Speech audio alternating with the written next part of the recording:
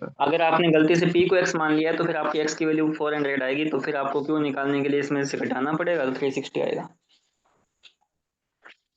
यहाँ तक कोई doubt? No sir. No sir, no या डाउट। समझ में आया ना सभी के? हाँ सर। Yes sir. मतलब बेसिक सर है ये अपने को 21 में एक। क्वेश्चन आया था ना सर ये? हाँ, ये 21 लिखा हुआ ना मेरा साइड में, ये उस साल में आए क्वेश्चन का ही वो लिखा हुआ है, ये लिखा हुआ है, ये 21 जो लिखा है।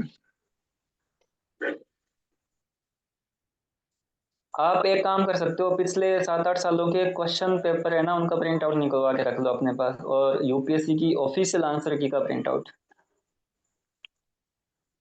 तो फिर आप ओके सॉल्व सर। करोगे तो आपको दिक्कत नहीं होगी उससे। और जैसे यहाँ पे 21 है, तो आप अपने साइड में अपने पेपर में खोल के 21 पे टिक कर सकते हैं। ठीक है, ये सिंपल क्वेश्चन था, मतलब सिंपल एक बेसिक कंसेप्ट है, बस कैलकुलेशन का ध्यान रखना था, क्योंकि हमारी छोटी सी मिस्टेक से दोनों आंसर आ सकते हैं।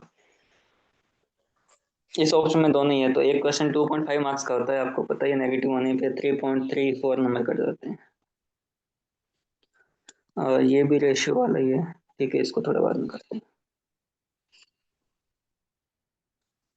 हाँ, ये देखो, ये भी 21 में आया था, ये 25 में आया था कल।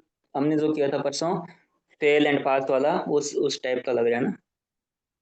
हाँ sir. In a class, 60% of students are from India and 50% of students are girls.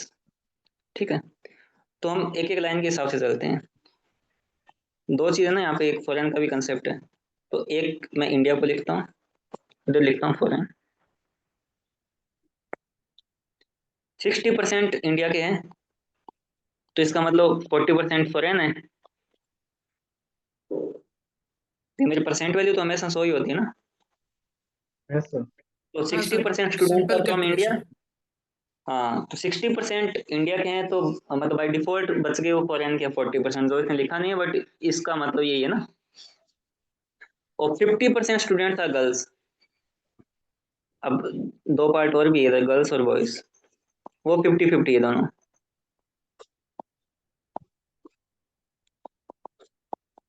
ठीक। If 30% of Indian students are girls, अब इसमें मैं इंडिया वाले में गर्ल्स और बॉयज निकालता हूँ, इधर भी मैं गर्ल्स और बॉयज निकालता हूँ। ठीक है, परसेंट को मैं एक बार सिंपल मान लेता हूँ, क्योंकि सारे वैल्यू परसेंटेज में है ना, इसलिए मैं 100 वैसे मान लेता हूँ। ठीक है, number. If 30% of Indian student are girls, तो 60 है टोटल, मान लो टोटल 100 थे, 100 में से 60 ही है, 40 ही है, तो 60 के 30% कितने हो गए? 18, 18। है ना? 18। 18। 18%। हाँ, इसको मैं परसेंट इसलिए हटा रहा हूँ कि ये सारी वैल्यू परसेंट में ही है, इसलिए कोई दिक्कत नहीं है।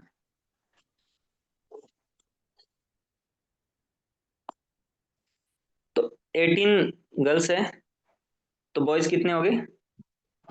42। 70% होगा।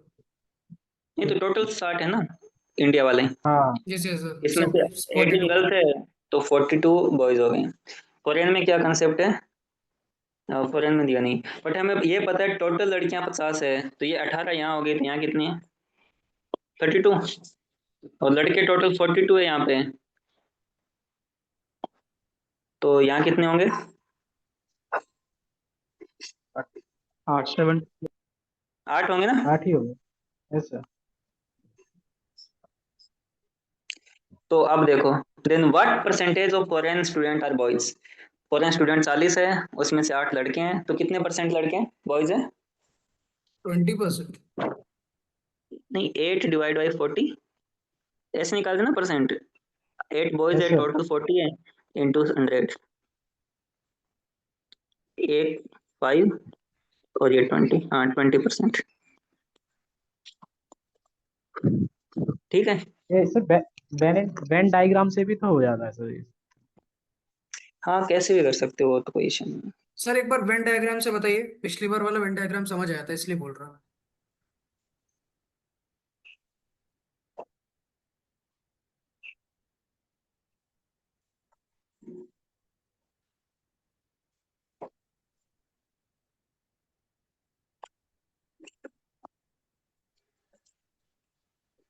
वेन डायग्राम आप दो तरीके से इसमें बना सकते हो, एक तो फॉरेन और इंडियन के हिसाब से, और एक गर्ल्स और बॉयज के हिसाब से। सर ये एनोटेट क्लियर कर दीजिए, मतलब फ्रेश पेज में स्टार्ट करिए, फिर यहीं पे इरेज करके कर दीजिए।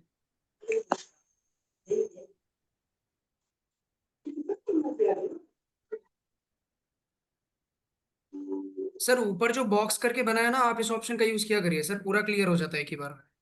अच्छा ठीक है ठीक है, ये वाला ना। हाँ सर, ये डॉटिंग बॉक्स बना हुआ है ना, इसी पे सेलेक्ट करके पूरा कर दीजिए, क्लियर हो जाता है। अच्छा नहीं, ये तो कॉपी हो जाएगा सर इससे तो। हाँ, इससे तो पता नहीं, मैं ये कर लेता हूँ भाई। तो सर बॉक्स के बगल में सर्कल बना हुआ है, एक बार उस ऑप्शन का यूज करिएगा, मतलब उससे भी पता चल जाएगा ना अपने को। हाँ ठीक है ठीक है।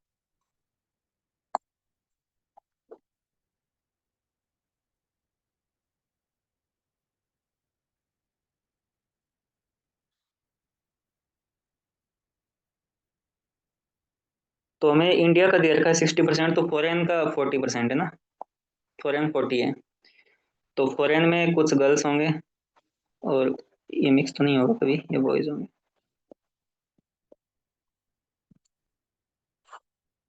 40 में से कुछ गर्ल्स है कुछ बॉयज है। तो वैसे सिंपल वेन डायग्राम से तो होगा नहीं, दो बनाने पड़ेंगे इसमें, इंडिया का 60 वाला। तो अल्टीमेटली मेहनत तो उतनी करनी पड़ेगी इसमें भी। 60 में से 18 गर्ल्स है इंडिया की, टोटल 50 है तो ये 32 है। फिर तो ये तो कैलकुलेशन तो वही होगी सेम। ये 8 बच गए। अब 48 का रेशियो निकालो, 8/40 × 100। सर वेन डायग्राम है तो सर सर ये रहने दीजिए, मतलब काफी लेंदी प्रोसेस हो जाएगा सर, टाइम टेकिंग है काफी। लेंदी प्रोसेस है, कॉम्प्लिकेटेड हो जाएगा सर। वो इसलिए डायग्राम कॉम्प्लिकेटेड हो जाएगा कि दोनों एक्सक्लूसिव है। मतलब आप गर्ल्स और बॉयज में ऐसा तो बना नहीं सकते ऐसे ऐसे करके, तो एक्सक्लूसिव है ना कैलकुलेशन सर दोनों। इसमें भी करना पड़ेगा सर। हाँ, कैलकुलेशन उसमें सेम ही करनी पड़ेगी, इसलिए मतलब अपने जो बेसिक कंसेप्ट होते हैं ना वो हमेशा ट्रूथ होते, वो मतलब सही होते हैं। वेन डायग्राम जहाँ वहां पे ज्यादा सूट करता है जहाँ पे कुछ चीजें इंक्लूसिव हो, मतलब यहाँ तो टोटली एक्सक्लूसिव है, फॉरेन और इंडियन एक साथ नहीं हो सकते। मतलब ऐसा नहीं बन सकता, आप ऐसे नहीं बना सकते।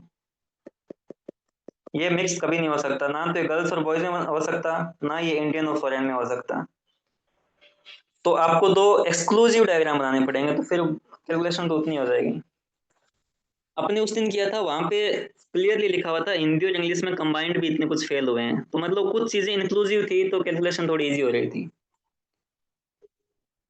तो सर यहाँ पे ये क्वेश्चन, सर ये क्वेश्चन यही तो कह रहा है, in in a class 60% of student are from India and 50% हाँ ऑफ स्टूडेंट गर्ल। तो इसका मतलब 60% तो इंडिया के स्टूडेंट है और 40% फॉरेन के हैं, जिनमें से हाँ अ, अ, वो हम्म। वो कह रहा है मतलब एज्यूम कर लेते और फिर 50% गर्ल स्टूडेंट है। तो तो फिर शायद यही कहना चाह रहा है वो, मतलब जो अभी आप बता रहे थे कि ये वाला डायग्राम नहीं बन सकता, वो बन सकता है क्या? मतलब हो सकता है मैं कंफ्यूज कर रहा हूँ। नहीं, उसमें वो जो कॉमन आप बता मतलब रहे कभी हैं बनेगा डायग्राम। कॉमन, इसमें एक्सक्लूसिव है ना, दोनों दोनों डोमेन एक्सक्लूसिव है। एक्सक्लूसिव का इंक्लूसिव मतलब है होता तो कि बन जाता वेन डायग्राम। क्या होता, हाँ इंडियन होते ना तो बन जाता, हाँ सही है।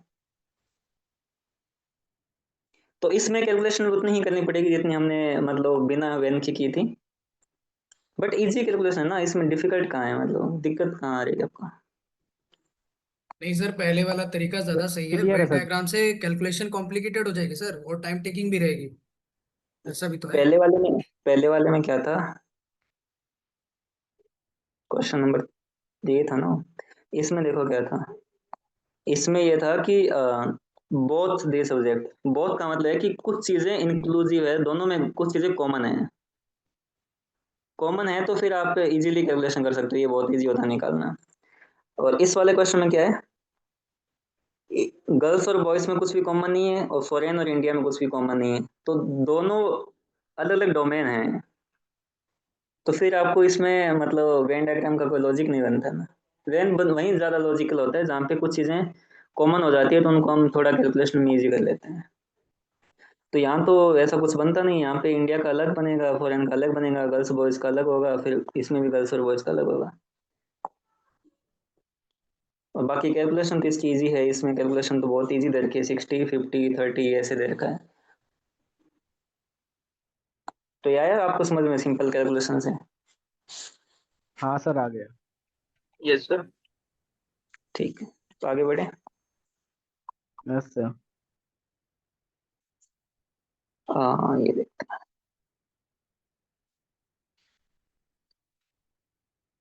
हाँ चलो ये रेशियो में करवा देता हूँ आपको। ये तो मैंने एवरेज का क्वेश्चन डाल दिया। ये देखो परसेंटेज का, two candidates X and Y contested an election. 80% of voters cast their vote and there were no invalid vote. कुछ भी invalid vote नहीं था। There were no nota vote, कोई भी नोटा का ऑप्शन भी नहीं था। X got 56% of votes, जितने कास्ट हुए थे vote, and won by 1440 votes. What is the total number of voters in the voter list? तो मैं अज्यूम कर लेता हूँ कि टोटल, अज्यूम वो चीज करते हैं नॉर्मली तो पूछते हैं कि फिर आगे दिक्कत ना हो कुछ। तो मैं मान लेता हूँ कि टोटल जो वोटर थे, अपन प्रोसेस से करते हैं और सिंपल ये देखते हैं आप, मतलब कंसेप्ट से करते हैं। टोटल वोटर्स है एक्स, ठीक है। एक्स में से कितने लोगों ने वोट दिया था? 80% नहीं तो कास्ट किया था अपना वोट। यस। तो एक्चुअली तो 0.8x लोगों ने ही वोट दिया था, जितने वोटर थे उसमें से 80% ने दिया, तो 0.8x लोगों ने वोट दिया था। कोई भी इनवैलिड वोट नहीं है, कोई भी नोटा नहीं है। तो ये जितने वोट है या तो इसमें से कुछ एक्स को गए हैं, बाकी बचे हुए वाई को गए हैं। सिंपल सी बात ये है ना। Yes sir. तो इतने वोट जो पड़े थे उसमें से 56%, ये इसका 56% है। देखो वोट्स कास्ट, जितने वोट कास्ट हुए थे उसका 56% है। तो कास्ट तो इतने वोट हुए थे, इसका 56%, 0.8x का 56 तो ये होता है 56 डिवाइड बाई 100। वैसे मैं 0.56 लिखता, बट आपको डाउट ना हो इसलिए 0.8x इंटू 56/100, ये x के वोट में। तो y के कितने हैं फिर? 44% ना। दो ही जी कैंडिडेट है, सर। कोई इनवैलिड वोट नहीं है, कोई नोटा नहीं है, तो 56 इसको गए हैं, तो 44 इसको गए हैं। सही है यहाँ तक? और यस सर, x को क्लियर। 56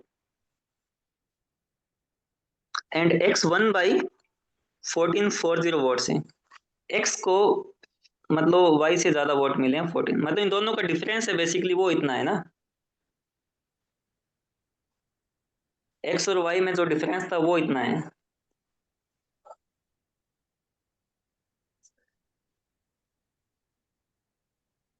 समझे?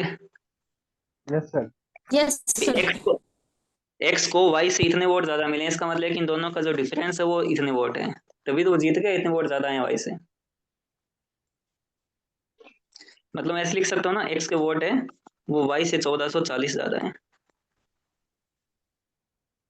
इसका मतलब क्या हुआ, एक्स माइनस इधर लाऊंगा तो माइनस होगा, तो एक्स माइनस वाई है वो 1440 है। तो ये एक्स है मेरा, ये वाई है, इन दोनों को घटाऊंगा तो सिंपल है, इनका घटाओ तो 0.8x, 56 में से 44 घटा दो 12,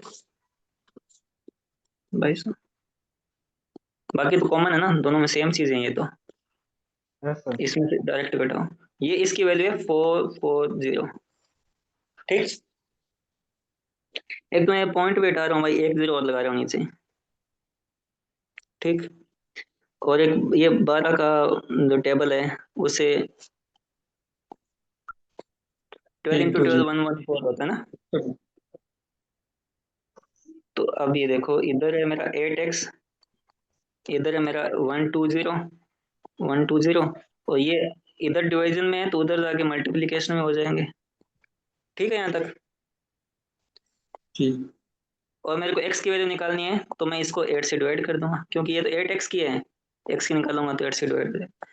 अब ये सिंपल डिवाइड भी हो जाएगा, 8 1 15 पे जाएगा पूरा, है ना। तो ये हो गया यस सर। 1500, 1500 है। 1500 क्या है? x की वैल्यू है, x अपना क्या था, टोटल वोट्स। इसने पूछा भी क्या था, टोटल वोट्स। तो अपना ये 1500 इसका आंसर है। अगर हम इसको एक अज्यूम कर लेते ना जितने वोट कास्ट हुए थे, तो फिर अपना आंसर ये आ जाता। बट सर यूपीएससी इसमें आजकल 15,000 करके लिखा हुआ है, 1500 सॉरी नहीं। 15,000, सॉरी 15,000, ठीक। हाँ। आंसर 15,000 है, हाँ वो गलती से बोल दिया 15,000। तो 15,000 आंसर आ गया अपना। ये टोटल वोटर पूछे इसने। अगर ये पूछता कि कितने वोट कास्ट हुए, तो अपना आंसर ये होता फिर, क्योंकि ये उसका पॉइंट एट टाइम है ना। तो 1500 का पॉइंट एट करता हूँ तो मैं यही आता है। तो अपना यहाँ पे आंसर ये है भाई, ये आंसर नहीं है। तो ये थोड़ी छोटे छोटे चीजों का, लैंग्वेज का ध्यान रखना है, नहीं तो फिर दूसरा आंसर मैच हो जाएगा। ये यूपीएससी ने नया ट्रिक अपना लिया आजकल। ये सब जेई में होता था उस टाइम पहले, अभी भी होता है कि आपकी छोटी सी मिस्टेक होगी तो नया आंसर मैच हो जाएगा, ये कोई और मिस्टेक होगी तो ये भी आंसर मैच हो जाएगा, कुछ एक और मिस्टेक होगी तो ये भी मैच हो जाएगा। तो आपको ये लैंग्वेज पे ध्यान रखना है कि एक्चुअली उन्होंने पूछा क्या है, टोटल नंबर ऑफ वोटर्स। तो टोटल नंबर ऑफ वोटर्स हमने एक्स अज्यूम किया है, तो हमारा आंसर जो एक्स का है वो ये है। अगर ये पूछता कि कितने वोट कास्ट हुए, तो वोट कास्ट तो हुए 12,000 होता। .8, तो फिर इसका आंसर 12,000।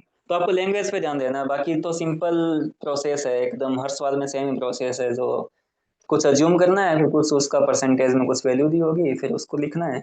अल्टीमेटली काट पीट के आंसर आ जाता है। कोई बड़ी कैलकुलेशन टफ नहीं होती, तो एक दो क्वेश्चन में टफ आती है हर साल, अदरवाइज तो कैलकुलेशन थोड़ी इजी होती है।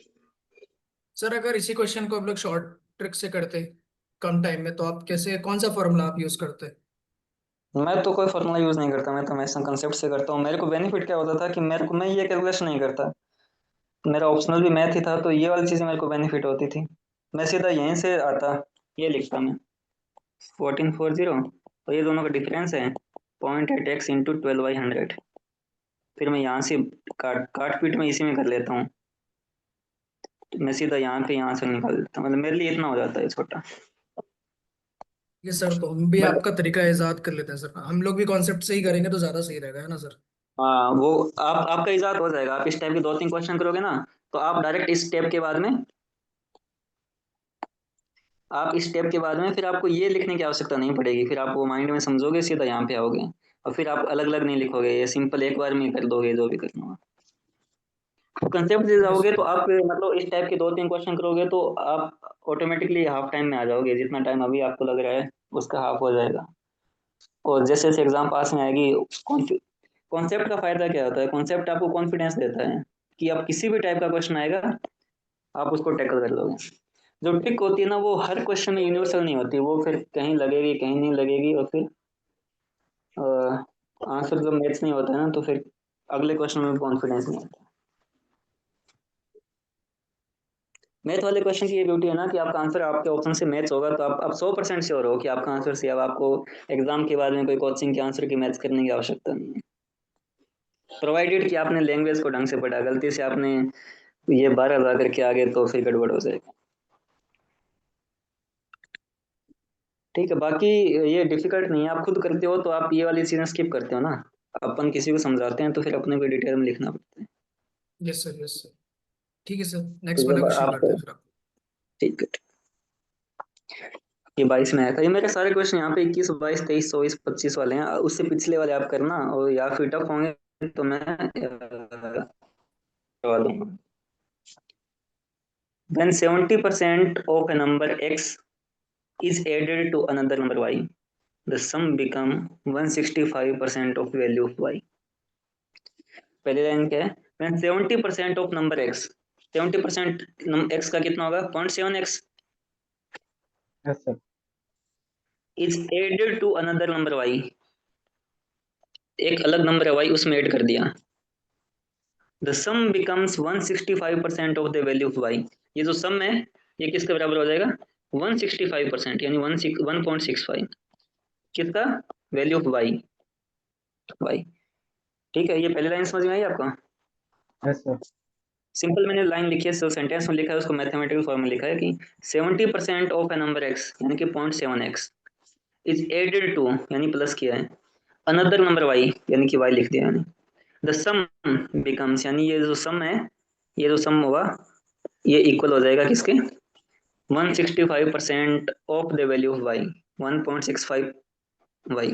ठीक है, इसको थोड़ा और सिंप्लीफाई कर लेता हूँ, वाई वाई को एक साइड में ले जाता हूँ, एक्स को इधर रखता हूँ, तो ये मेरा 0.7x है बराबर, ये 1.65 वाई है, ये प्लस का वाई है, ये 1.65 वाई है, ये इधर प्लस वाई है, ये उस साइड में जाएगा तो माइनस वाई हो जाएगा, तो 1.65 में से 1 घटा दूंगा तो 0.65 वाई बचेगा। 0.65। ठीक है यहाँ तक? Yes. Yes sir. ये मैं पॉइंट भी हटा सकता हूँ, इसके आगे मैं 0 मान लेता हूँ, 0.7 को 0.70 तो मान ही सकता हूँ। अब क्या, दो दो पॉइंट के बाद में 2 डिजिट्स है, यहाँ भी पॉइंट के बाद 2 डिजिट्स है, तो मैं पॉइंट हटा देता हूँ, इक्वल होगा, तो ये होगा 70x बराबर 65y। ये देखो 5 की टेबल से कैंसिल भी होता है, 14x इक्वल टू 13y। ठीक है, यहाँ तक है कोई doubt? No sir. No sir, no doubt. अब अगले सेंटेंस पे जाते हैं। When 60% of the number x, यानी कि 0.6x is added to plus, किस में ऐड किया है, अनदर नंबर z में ऐड कर दिया, देन द सम, जो सम हुआ, ये जो सम हुआ equals to 165% of value of z, 1.65 of z। तो ये सेम वहां पे ये कर रहा हूँ मैं, 0.6x, z को मैं उस साइड में लेके जाऊंगा क्योंकि इधर z है पहले से ही, तो ये कितना बचेगा 0.65z, ये 0 में एक और लगा रहा हूँ, पॉइंट हटा रहा हूँ, और ये देखो ये भी 5 में कटेगा तो 12x बराबर 13z। Z. अब मेरे को तीनों को करना क्या है, कंपैरिजन करना है ना, कौन बड़ा है कौन छोटा है, तो मैं तीनों को उसी एक ही फॉर्म में लिख लूंगा। मान लो मैं x को x रखता हूँ, तो हो गया। सर एक बार फिर से बोलिएगा, अभी आवाज थोड़ी सी आपकी क्रैक हो गई थी सर। अब मेरे को क्या करना है, बेसिकली ऑप्शन में क्या दे रखा है, तीनों को कंपेयर करना है एक दूसरे से, कौन बड़ा है कौन छोटा है ना, तो मैं कंपेयर तभी कर पाऊंगा कि मैं तीनों को एक ही फॉर्मेट में लिख लूं। कैसे,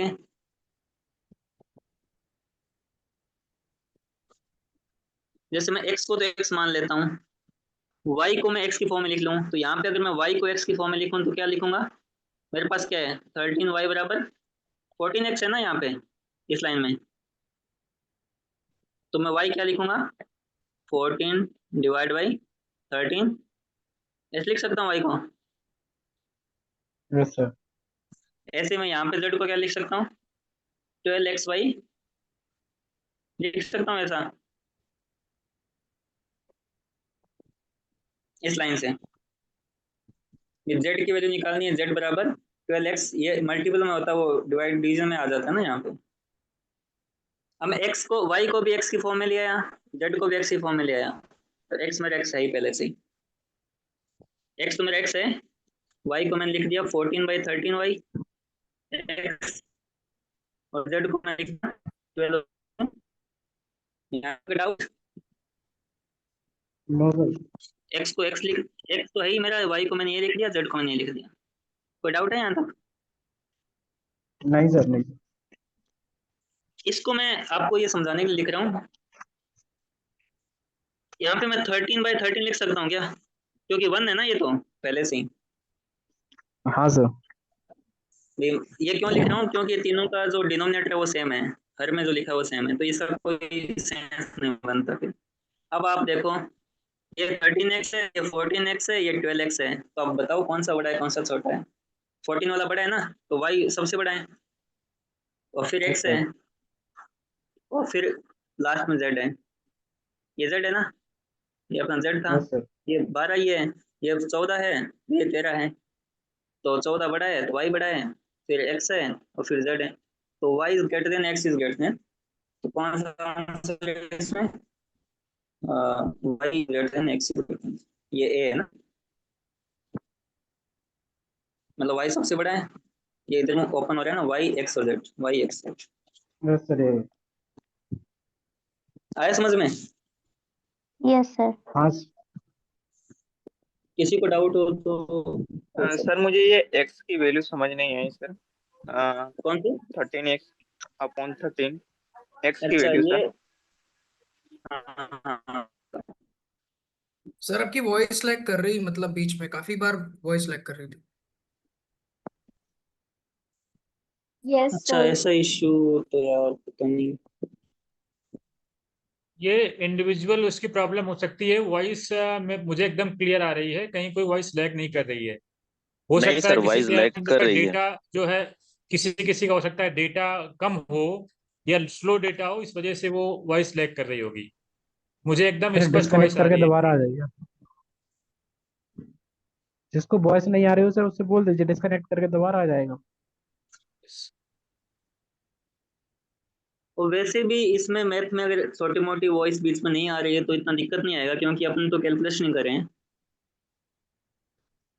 हो सकता है ओके थोड़ा सर। बहुत इशू, लाइट ओके। वगैरह कटती रहती है बार बार यहाँ पे। सर आप गांव में हैं क्या तो अभी?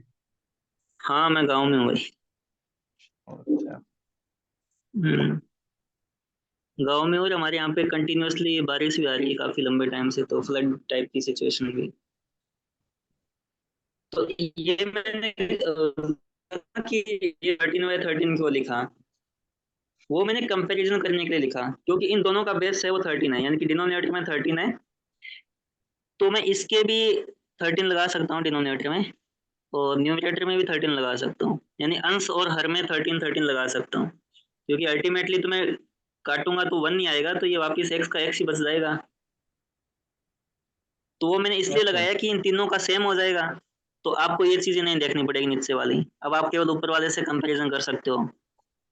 Yes sir. तो ये 12 है, ये 13 है, ये 14 है, तो ये z सबसे छोटा है, फिर x है, और फिर y सबसे बड़ा है, तो y सबसे बड़ा है, z सबसे छोटा है, x दोनों के बीच में है, तो ये अपना आंसर हो जाएगा ये। ठीक है, ये ओके। इसलिए किया था मैंने केवल यहाँ पे कंपैरिजन को इजी करने के लिए। 13 इसलिए लिखा था कि यहाँ पे दोनों में 13 था ना, तो मैं यहाँ 13 लिख सकता हूँ, तो ये जो नीचे लिखा हुआ है डिनोमिनेटर में, हर में लिखा हुआ है, वो सेंस लेस हो जाएगा। ठीक है, यस सर। Yes sir. तो अब हम ये करते हैं, ये वाला क्वेश्चन, ये सेम क्वेश्चन इसी टाइप का 21 में भी आया था, ऊपर जो लिखा था मैंने, ये सेम यहाँ पे, यहाँ भी आप 100 मान सकते हो, क्योंकि सारे जो वैल्यूज है वो परसेंट में, मतलब सेम ही यूनिट में है।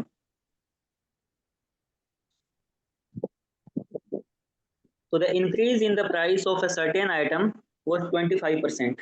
मान लो पहले 100 था, 25% इंक्रीज हो गया तो कितना हो गया?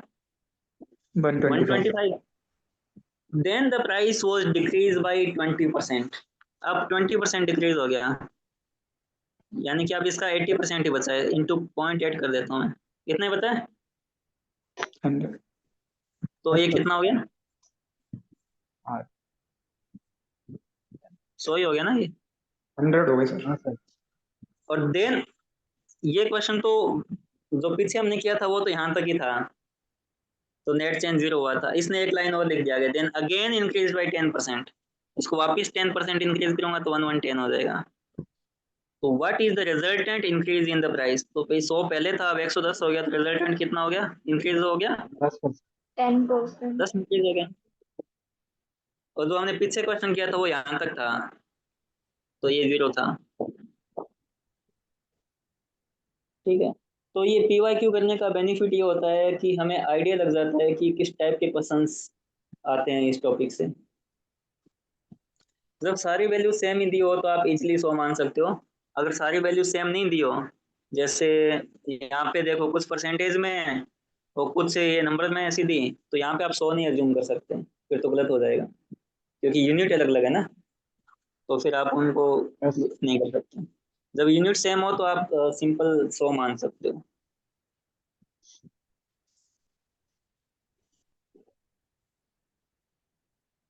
हाँ, ये भी मैं रेशियो में दिखाता हूँ फिर आपको। ये देखो, ये है 24 में आया हुआ। A person buys 3 articles P, Q and R for इतने रुपए में, P, Q, R। 3330, ठीक है। If P costs 25% more than R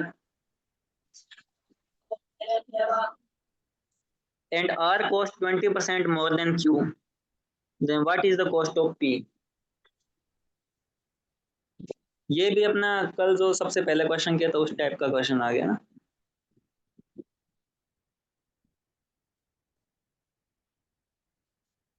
तो आप Q को X मान लो,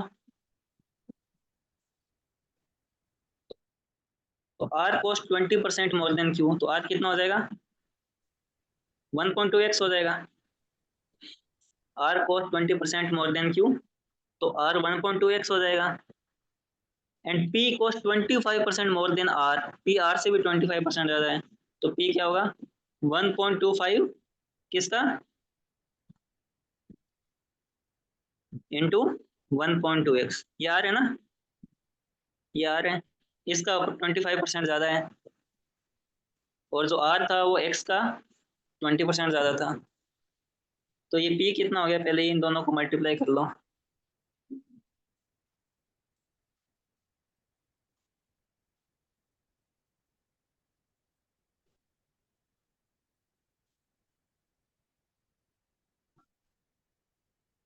one point five, Yes, sir. 1.5x. ठीक है। तो P है 1.5x, R है 1.2x और Q है x, ठीक है। अब इस पहली वाली इक्वेशन में लिख दो, P की जगह लिखो 1.5x, Q की जगह लिखो x और R में लिखो 1.2x बराबर 33। ये कितने हो गए? x कितने हो गए बताओ? 1.5 और 1 2.5 और 1.2 कितने हो गए? 3.7। Yes, sir. तो x कितना हो जाएगा? 3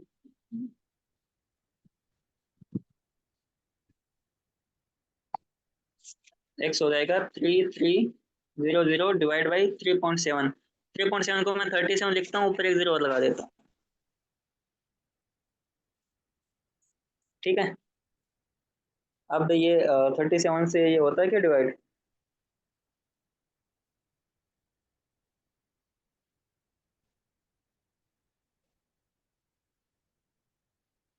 नहीं भाई, ये थोड़ा मैंने गलत लिख दिया, यहाँ पे 3330 है ये।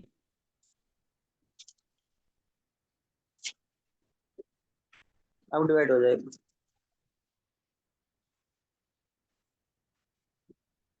ये 9 पे जाएगा ना, क्योंकि 37 इंटू 3 111 होता है, तो ये 3 टाइम्स है, तो 9 पे जाएगा पूरा।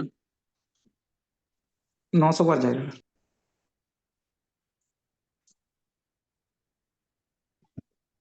9 पे जाता है ना ये, हाँ 9 पे जाएगा, 900 आ 9 गया। लगेगा।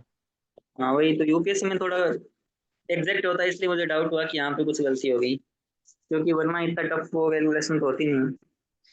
तो 900 तो वैल्यू आ गई अपनी एक्स की। इसने पूछा है पी की कॉस्ट कितनी है, तो एक्स तो अपना क्यों है, तो पी क्या है? 1.5 टाइम्स एक्स है ना, तो पी क्या होगा? 1.5 टाइम्स एक्स है 900, तो कितना हो जाएगा? 1350।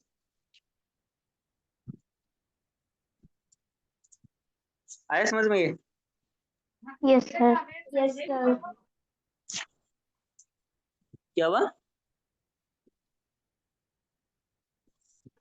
आ गया समझ हमने में sir.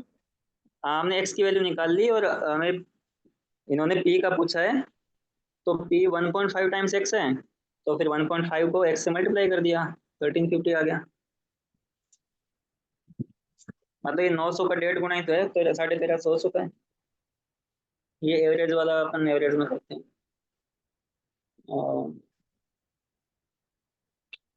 ये फिर मैं आपको बाद में उसमें बताता हूँ, वर्क वाला अलग से करते हैं, एवरेज का एवरेज में करते हैं।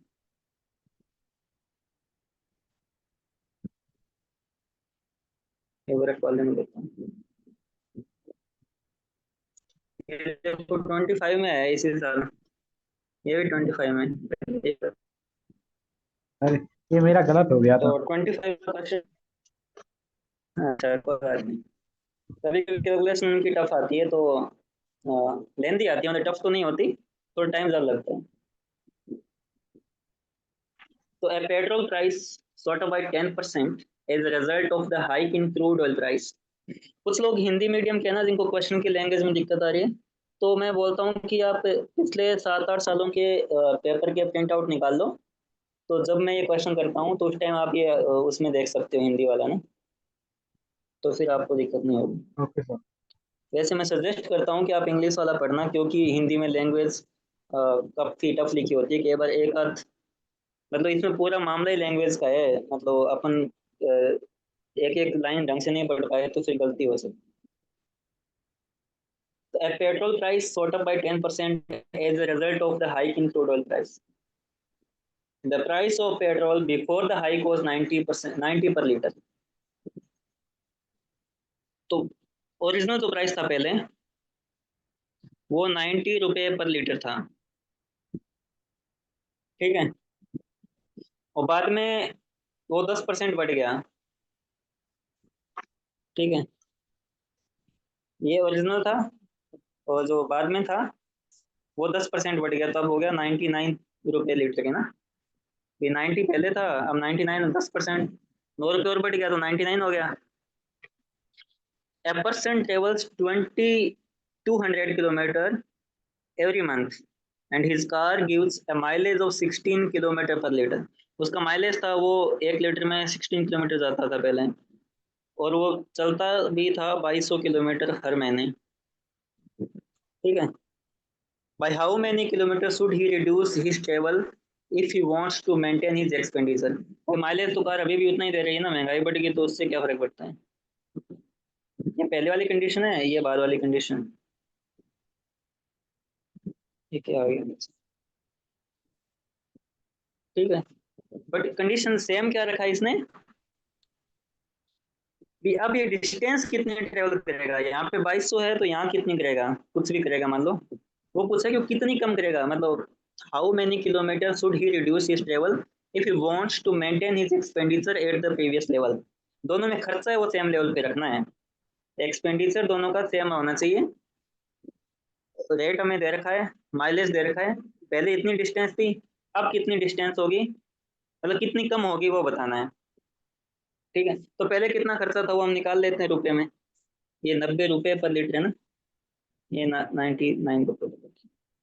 तो भाई सबसे सिंपल तरीका तो होता है, यूनिट आप मैथ करके देख लो, 2200 किलोमीटर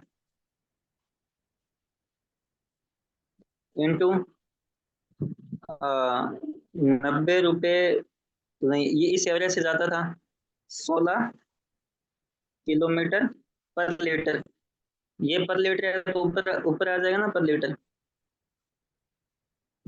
और रेट क्या था फिर 2200 किलोमीटर में इस माइलेज से चलने पे मैं अगर भाग दूंगा तो कितने लीटर कंज्यूम होता है वो आ जाएगा मेरे पास, और 1 लीटर का मूल्य था 90 रुपये, 90 रुपये पर लीटर, लीटर से लीटर कैंसिल हो जाएगा, किलोमीटर से किलोमीटर हो जाएगा, आंसर वो रुपये में आ जाएगा। तो क्या आएगा 2200 इंटू 90 इंटू 16।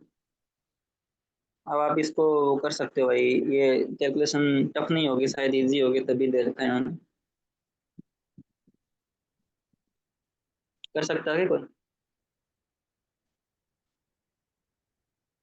तो यहाँ भी कर सकते हैं।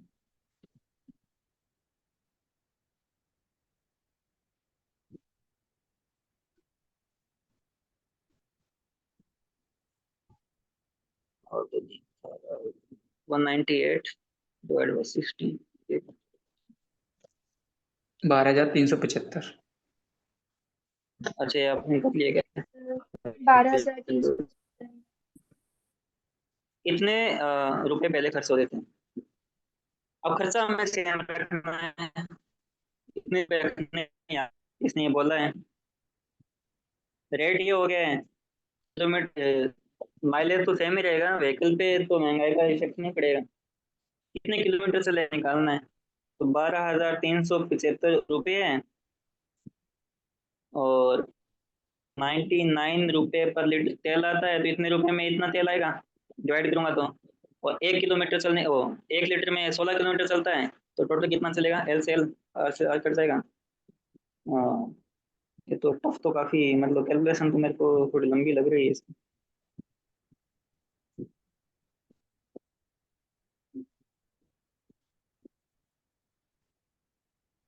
ये कुछ आता क्या डिवीजन इसका? सर इसको 99 से डिवाइड करने पर 125 आ रहा है। अब उसी 125 को 16 से मल्टीप्लाई करते हैं सर।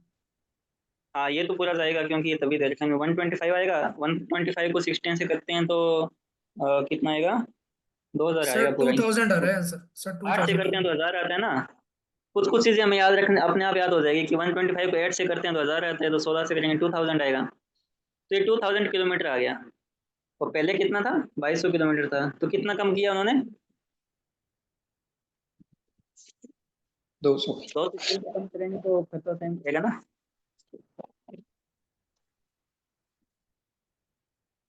आया समझ में?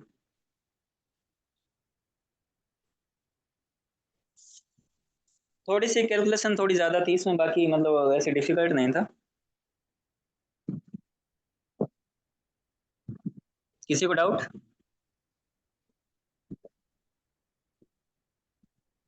सर एक बार ना आप इसका रिकैप कर दीजिए पूरा पूरा, मतलब आपने इसको कैसे अप्रोच किया ऐसा। ठीक है ठीक है। मेरे पास पेट्रोल का प्राइस है, वो ओरिजिनल दे रखा है, the price of petrol before the hike was 90 रुपये पर लीटर। तो मेरे पास दो कंडीशन है, एक तो ओरिजिनल कंडीशन थी, एक लेटर कंडीशन है रिवाइज होने के बाद। ओरिजिनली मेरे पास 90 रुपये पर लीटर ऑयल था। अब मेरे पास हो गया 99 रुपये पर लीटर, क्योंकि वो 10% हाइक हो गया ना, तो 99 हो गया। पहले मैं चलता था एपर्सन चलता था पहले 2200 किलोमीटर, तो इतना चलता था। और माइलेज क्या था व्हीकल का? 16 किलोमीटर पर लीटर। तो माइलेज तो महंगाई के बाद भी मतलब माइलेज तो सेम रहेगा ना, 1 लीटर में डिस्टेंस तो उतनी ट्रेवल होगी। तो मेरे पास पहले ये तीन डेटा थे, 90, 16 किलोमीटर और 22,000। भी मैं 22,000 सॉरी 2200 में मैं 16 से डिवाइड करूंगा तो मेरे पास लीटर आ जाएगा कितने कंज्यूम हुआ है। तो कि आप ये जो यूनिट है ना, इनको मैच करवा लो। अपने को तो आंसर रुपए में चाहिए, क्योंकि इसने कंडीशन लिखा रखी है कि उसका एक्सपेंडिचर सेम रहता है, मतलब रुपए में खर्चा सेम रहता है। तो मैं 2200 इसे 16 से डिवाइड करूंगा तो मेरा लीटर में आ जाएगा। और फिर मैं इसको रुपए पर लीटर से डिवाइड करूंगा तो ये लीटर से लीटर कैंसिल हो जाएगा, किलोमीटर से किलोमीटर हो जाएगा, आंसर वो मेरे रुपए में आ जाएगा। ये 2200 इंटू 90/16, ये कुछ 12,375 रुपये आ जाएंगे। सेम बाद में क्या है, 99 रुपये पर लीटर, ये माइलेज है। अब मेरे पास खर्चा सेम है, तो ये एक्सपेंडिचर है वही एग्जैक्टली यहाँ पे। अब इस इतने एक्सपेंडिचर में मैं कितनी डिस्टेंस निकालूंगा, तो वो देखो रुपए, डिस्टेंस मतलब मेरे को किलोमीटर में निकालनी है ना, तो किलोमीटर ऊपर रखना है, तो ये इससे मल्टीप्लाई हो जाएगा, लीटर से लीटर कैंसिल हो जाएगा, रुपये से रुपये कैंसिल हो जाएगा। भी कंसेप्ट ये है कि इतने रुपए में मैं इस रेट से इतना तेल खरीद लूंगा 125 लीटर, और इतने तेल में मैं इसके हिसाब से, इस माइलेज के हिसाब से, इस माइलेज के हिसाब से मैं 2000 किलोमीटर चल लूंगा। तो अब मैं 2000 चलता हूँ, पहले मैं 2200 चलता था, तो इफेक्टिवली मैंने इतनी रिड्यूस की, पूछा ना how many kilometre should he reduce इस ट्रेवल, तो मैंने रिड्यूस किया 200 किलोमीटर। मेरे पास खर्चा पता है, रेट पता है, तो मैं कितना ऑयल खत्म हुआ 125 लीटर, माइलेज मुझे पता है, तो मैं डिस्टेंस निकाल सकता हूँ। 1 लीटर में 16 किलोमीटर चलती है, तो 125 में कितनी चलेगी, तो 125 इंटू 16 2000। ठीक है। ये सब क्लियर है। आजकल थोड़ी कैलकुलेशन तो लेंदी देने लग गई, उसमें तो डाउट नहीं है, बट डिफिकल्ट अभी भी नहीं होती। चलो ये भी मैं अपन कर लेते हैं। ठीक है, टाइम हो गया। चलो ये क्वेश्चन करते हैं।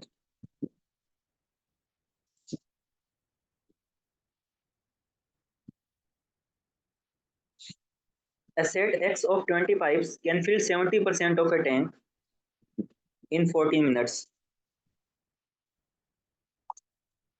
Another set Y of 10 pipes, वैसे तो प्योरली परसेंटेज का क्वेश्चन नहीं है ना, ये वर्क टाइम वाला है, मतलब ये मिक्स का क्वेश्चन है, तो अभी समझ में नहीं आएगा तो ये अपन बाद में फिर से एक बार कर लेंगे। अभी एक बार मैं बता देता हूँ अप्रोच कैसे। 3/8 of the tank in 6 minutes.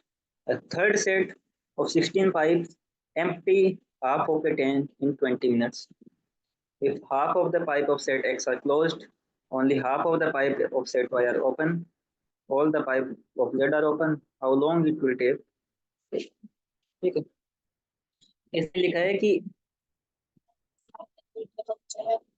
X set की 20 पाइप है, वो 70% टैंक को 14 मिनट में भरती है। मतलब X सेट है, उसके टोटल ये जो पाइप है, मतलब ये 20 है मान लो, कोई भी टैंक है, उसका 70% वो भरती है 14 मिनट में। तो 70% 14 मिनट में भरती है, तो 100% कितनी देर में भर देगी? मतलब ये देखो ना, 7 का डबल है 14, तो ये 10 का डबल 20 मिनट में भर देगी।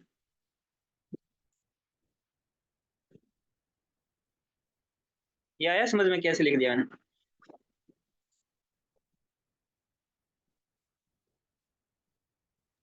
नो सर, बता दीजिए। पहली लाइन देखो क्या लिखा है, a set X of 20 pipes fill 70% of a tank in 14 minutes।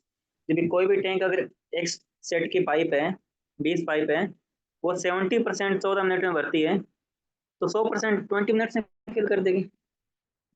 ये 70% है, वो 14 मिनट में, 1% कितनी देर में होगा?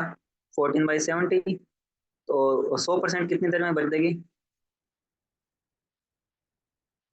14/70 इंटू 100, 14 एकम 40, 45 75 और 20 मिनट्स। तो यहाँ पे दिख रहा है ना, ये देखो 7 का डबल है 14, तो है सिर्फ 10 का डबल 20 हो जाएगा। मतलब बेसिक तो यही यस सर, हो गया। है ना। दूसरी लाइन दे रखी है, a set Y of 10 pipes fill 3/8 of tank in 6 minutes। Set Y है, उसकी कितनी पाइप है? 10 पाइप, वो कितनी देर में भरता है टैंक? 3/8 भरता है कितनी देर में? 6 मिनट में। तो पूरा कितनी देर में भरेगा? अपने को तो 1 भरना है ना पूरा, यानी 8/8, पूरा का पूरा कितनी देर में भरेगा? यहाँ पे देखो परसेंट में लिखा है, यहाँ पे ऐसे रेशियो में लिखा है, ये दोनों का मिक्स है, पर अभी थोड़ा मैं समझा देता हूँ, नहीं समझ में आएगा तो वापस भी कर लेंगे। 6 × 8/3, मतलब ये ऑपोजिट हो जाएगा, तो ये 16 मिनट में भरेगा।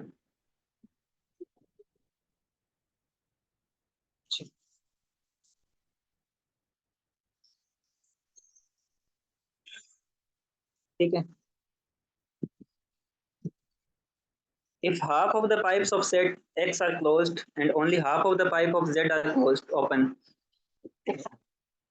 X की हाफ पाइप क्लोज है और Y की हाफ ओपन है, इसका मतलब दोनों की हाफ हाफ ओपन है, हाफ हाफ क्लोज है।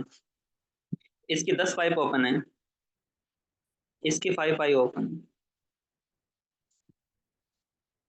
तो 10 पाइप मिलके ये 40 मिनट में भरेगा। ये 5 है तो 32 मिनट में भरेगा। कौन?